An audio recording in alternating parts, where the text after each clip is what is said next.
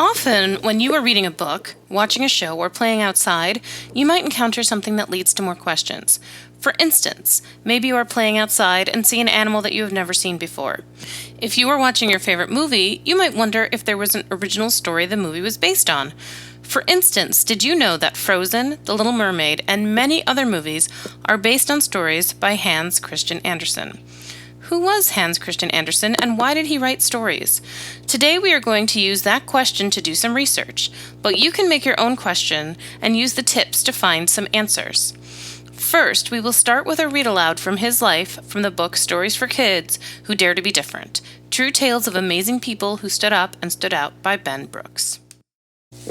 Hans Christian Andersen. You may have heard the story of the Princess and the Pea. You may also have heard the story of the naked emperor convinced he's wearing a marvelous coat, and the story of the little mermaid who dwells in an underwater kingdom but longs to walk among humans on the land. All these stories were written by Hans Christian Andersen. Hans was born in Denmark. His mother was a washerwoman who couldn't read or write, and his father was a shoemaker who told bedtime stories. His father's stories quickly became Hans' passion. Trapped with his parents in a one-room house, he escaped through tales inside his head. At 14, he left home for Copenhagen, the capital of Denmark. He did well at first, getting a part in a choir that made good money. Then, when Hans got older, his voice broke and he was kicked out. Next, he tried to be a ballet dancer, but found he was clumsy and couldn't control his arms and legs. Finally, Hans tried manual labor, quickly realizing he wasn't meant for that either. Then he had a piece of luck. Hans met a man named Jonas Collin, who was impressed by the stories Hans had been writing. Jonas convinced the King of Denmark to pay for Hans to be educated. School was one of the darkest times of Hans's life. He was picked on by the other children and beaten by his schoolmaster. Again, he escaped into his stories. Once he graduated, he committed himself to writing. His fairy tales went unnoticed until The Little Mermaid. With that story, Hans was launched onto the global spotlight. His stories continue to be told today on screens, in books, and by parents all over the world. Based on the reading you just heard, what are some of the reasons he wrote stories? I will give you 10 seconds to look at all the answers and decide. Remember, you will choose more than one answer in this case. 10, 9, 8, 7, 6, 5, 4, 3, 2, 1, 0.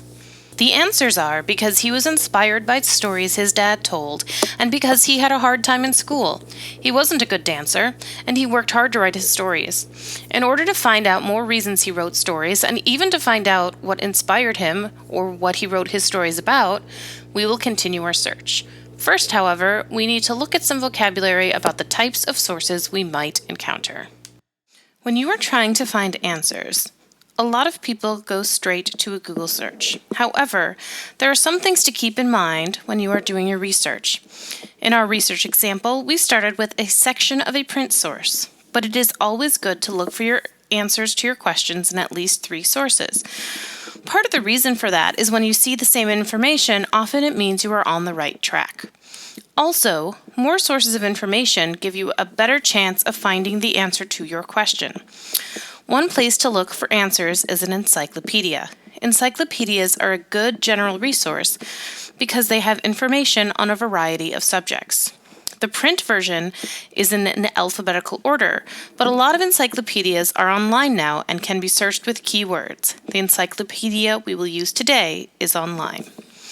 Check with your teacher or your librarian to see if you have an online encyclopedia that you can use.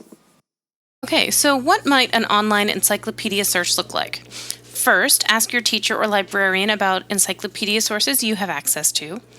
Second, find out how to get in there, and then use the search bar to type in what you're looking for. Short text is best when you are searching. A long question tends to confuse the issue. Next, look at your search results for a best match.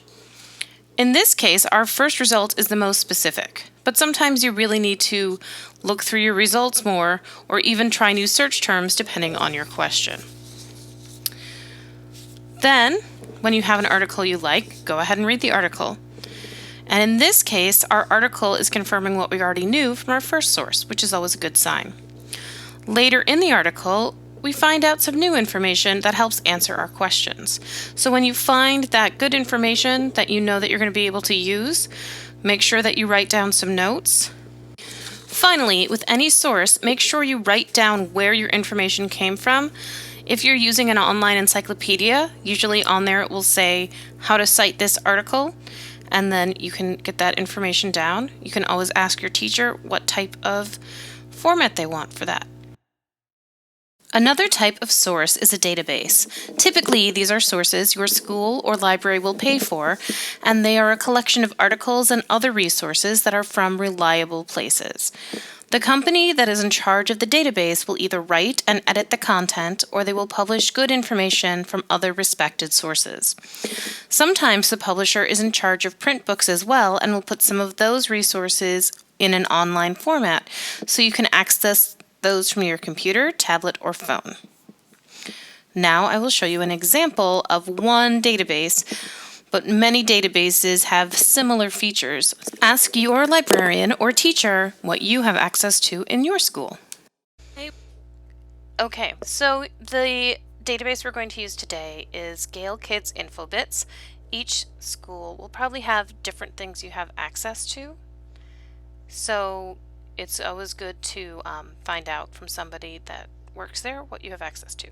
Type in the simplest search term, in this case just Anderson, Hans Christian, and then you can see on the side several different things come up. So go ahead and find what's most relevant to your question. In our case, the biographies are going to be the most relevant, so that's what we'll be looking at today. But depending on what you're doing, you might find some of that other content interesting or more useful.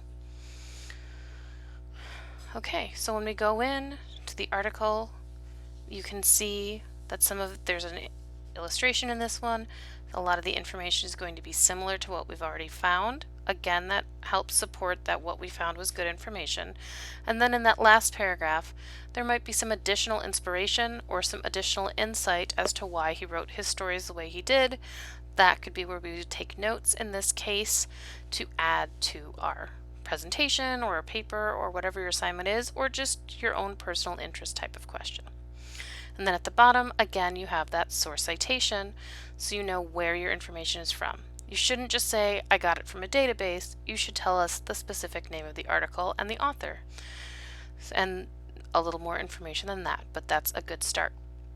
So that's a basic use of a database, one example of one. Remember, research can be a fun way to answer your personal questions or questions for class. If you get frustrated, remember to apply what we learned about Hans Christian Andersen today. There will be obstacles, but they can be overcome. Also, practicing skills helps you get better at those skills. Finally, remember you can always ask for help from your teachers, librarians, and parents.